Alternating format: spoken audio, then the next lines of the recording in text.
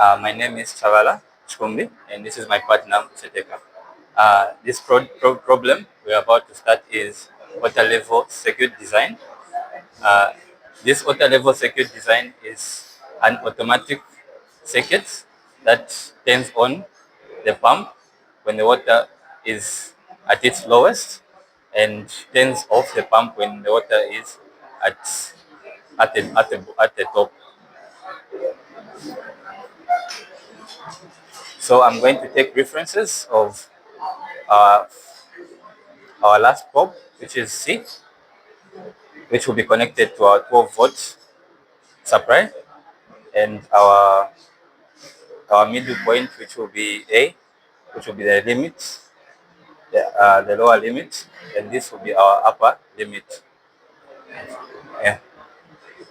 Our lower limit, C, probe C, is connected to our 12-volt DC supply, and our lower limit, A, is connected to the base of T1, which is emitter is connected to the relay, and its collector is connected to the 12-volt supply. Uh, the relay is also connected to the 13 pin of our N3, and similarly to that, our upper limit B is connected to T2, to the base of T2. Uh, the collector of T2 is connected to our 12-volt supply, and our emitter is connected to our first pin and second pin of our N2. Uh, our output of N1 is connected to our input of N3, and our output of N2 is connected to N3 of our input, which is 12. And our 6 pin, our input, is connected in series with our resistor. Then our output of N3 is connected to the base of our T3, whose collector is connected to our 12-volt supply, and our emitter is connected to the relay, which is also connected to to our pump.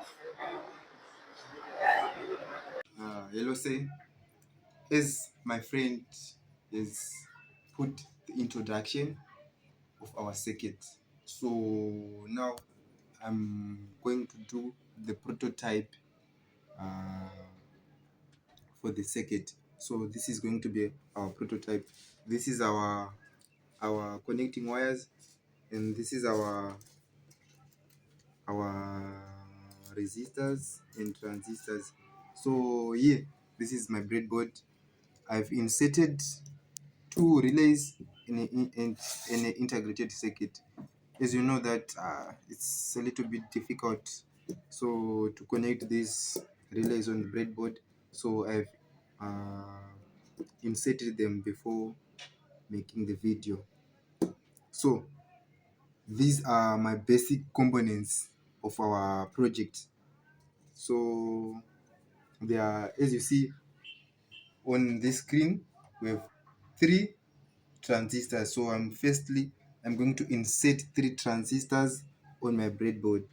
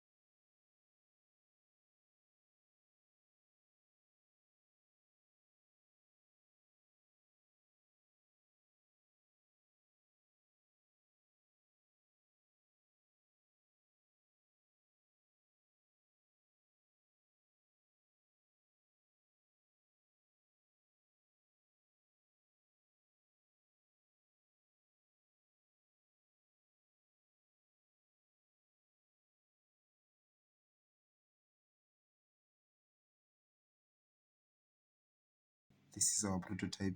With this, I thank you. Okay, so like what has been said by my partner, now we've completed our prototype. So now I'm going to turn on my power supply. From here, I'm getting my 12 volts from this regulated DC power supply. Then I'm getting 9 volts from this battery. This 9 volts, I'm supplying it to the pump uh, in this water tank. Okay, so overall, like what has been said, the title of this circuit is the automatic water level controller, using some components including relays, major components, relays, transistors, uh, in this integrated circuit, which consists of NAND gates. So in this circuit, we have terminals inside here, or relating to this circuit on the screen. We have probes A, B, and C. As you see, C is the common that we are going to supply 12 volts. I'm getting our 12 volts from this DC supply. So my C is the one that is below in this tank. Then uh, this one, this is B. This is A. Yeah, this is A, the lower limit. So when water reaches this level, it continues to fill the tank. Or when water is still below this level, it continues to fill the tank until it reaches this maximum point, B, this maximum, this upper limit,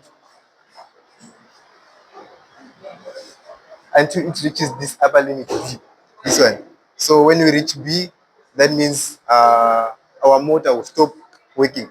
So now I'm turning on my regulated DC power supply. Now, as you see, my pump start pumping. We are approaching level A. We approached it. Then we approach level B. Now my circuit stops. The motor stops working. So this is the overall working uh, of our practical. So with this, I thank you. Okay, so I've finished explaining how our practical was working. So now I'm going to explain how our circuit functions. So in spite of using this prototype, I'm going to use the circuit on the screen. So before I explain to you how the circuit functions, firstly, I'm going to tell you what we understood on this circuit. This project represents a water level controller which was built using our major components here was this relay, this integrated circuit which consists of 3 NAND gates and the transistor. Okay, so the purpose of this circuit was to automatically control the pump, our motor here, using our purpose was to control this pump, this water pump, based on water levels, as we saw from our practical, ensuring that when water levels are below a certain level, like here A, when water levels are below this point, the motor turns on and starts to fill the tank.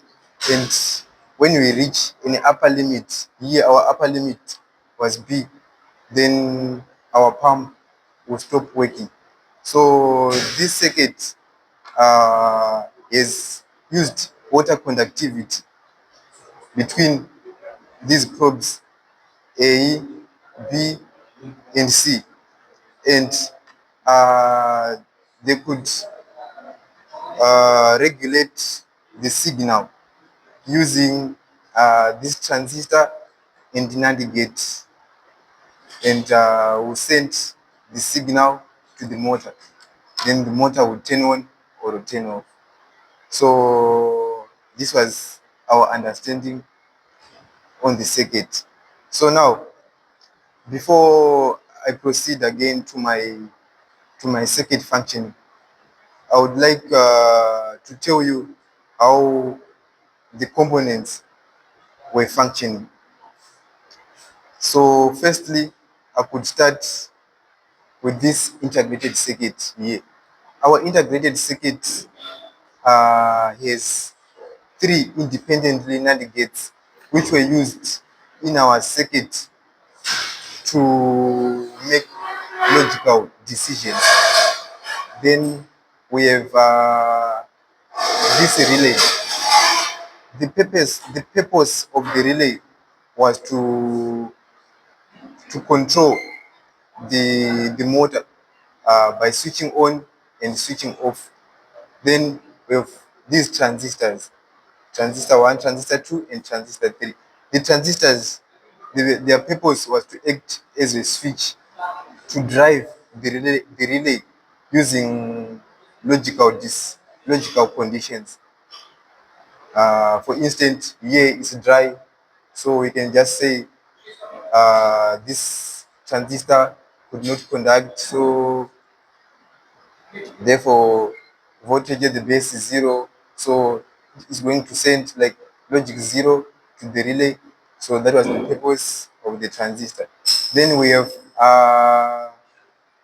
these diodes, D1 and D2.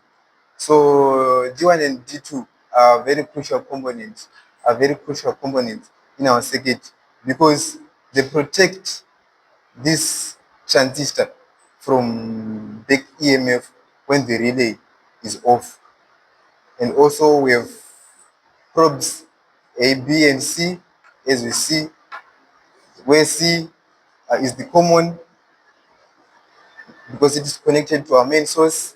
With A, our lower limit, and B, our upper limit.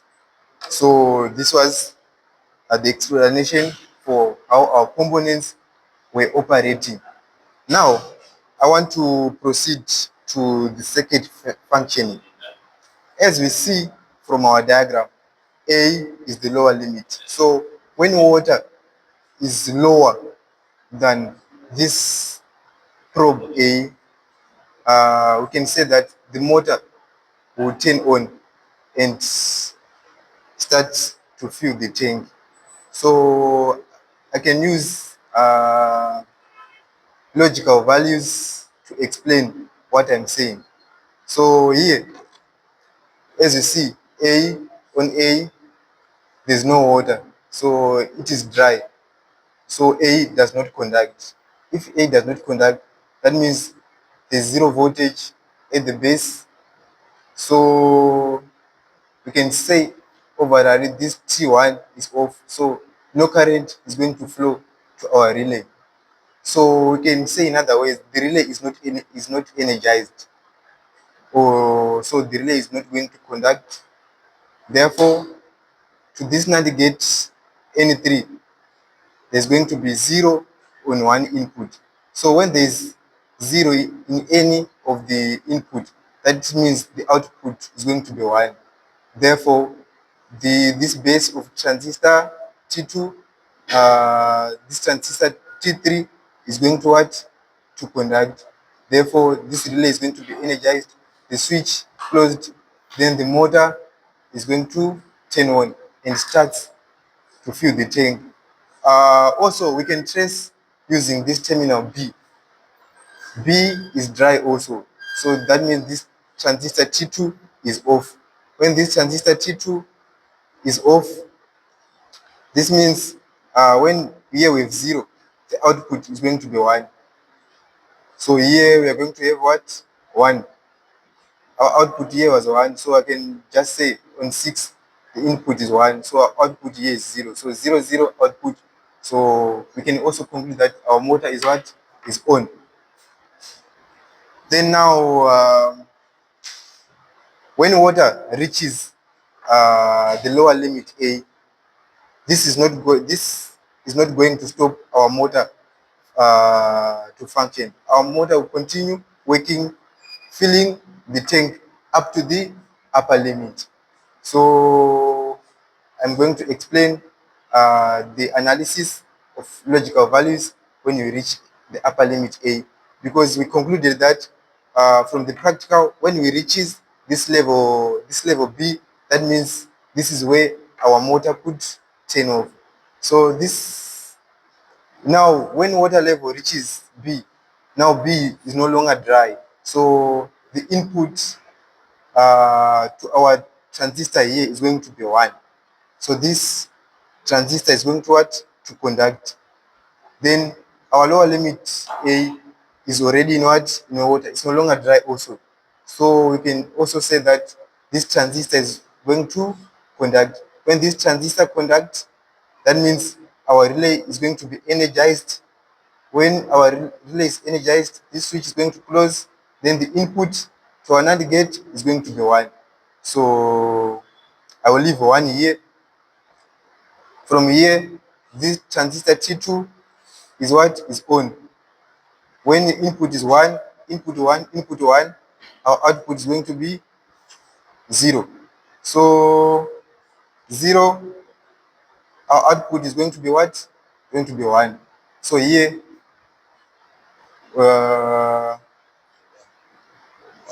1 and 1. So our output is going to be what? It's going to be 0. So that means this transistor T3 is not going to conduct. So when 3 does not conduct, that our relay is not going to be energized. The switch is not closed. Then the motor stops working. So this is the overall working of our circuit. So with this, we thank you.